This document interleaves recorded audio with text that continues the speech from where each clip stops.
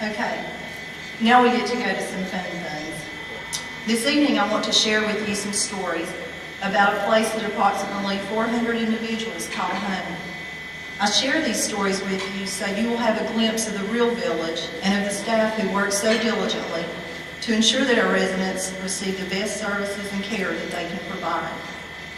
The village is not a collection of communities or buildings, but a collection of dear residents and the staff who care deeply for them and consider them an extended family. It's a place our residents call home. Here are some stories you may not be aware of, but they are indicative of the village and of the mission so close to our hearts. One of our employees at Pine Oaks, Gloria Holloway, surprised the residents on Easter by arriving in an Easter Bunny costume and handing out treats. She paid for her own costume, she paid for and made the treat bags for every resident, and she spent her own time and energy making their day special. Another employee, Catherine Nidifer, brought her 1930 Model A antique car to Pine Oaks for the enjoyment of the residents. This sparked conversations and stories about the first cars they'd ever ridden in and or driven. The trip down memory lane was worth more than a car could ever be worth. Gwen Hendricks, our Director of Health Services, shared with me the comments made by a hospice nurse who was in the healthcare center when a resident passed away. The hospice nurse was in awe that our staff treated the deceased with such loving care. She couldn't believe that the washcloths were warmed in order to clean the body, just as they would have been had the resident still been alive. Karen Gentry, the administrator at Pine Oaks, reads the mail to one of our legally blind residents since his family's not always there to do so. Karen also reads articles to him that she thinks he will find interesting. After receiving 2 suspicious phone calls where no one spoke but made noises, employees in the healthcare center were concerned that someone was in distress. No pendant was activated, so determination of the origin of the call was not possible.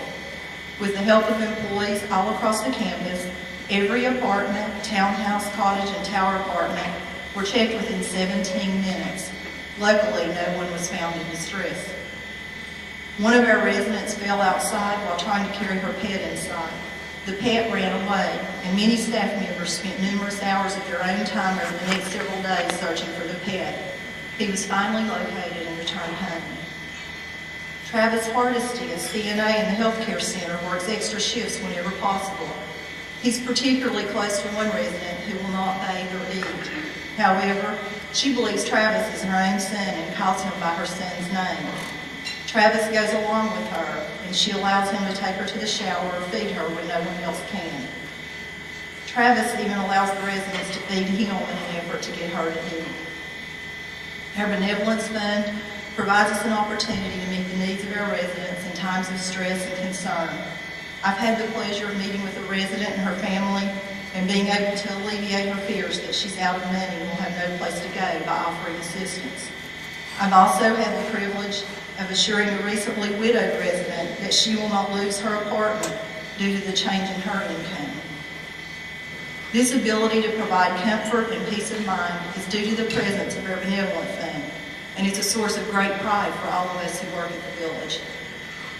From time to time, we may all hear someone say that the village no longer lives its mission. Whenever that happens, all of us can smile knowingly and be assured that stories like these are not the exception in the village.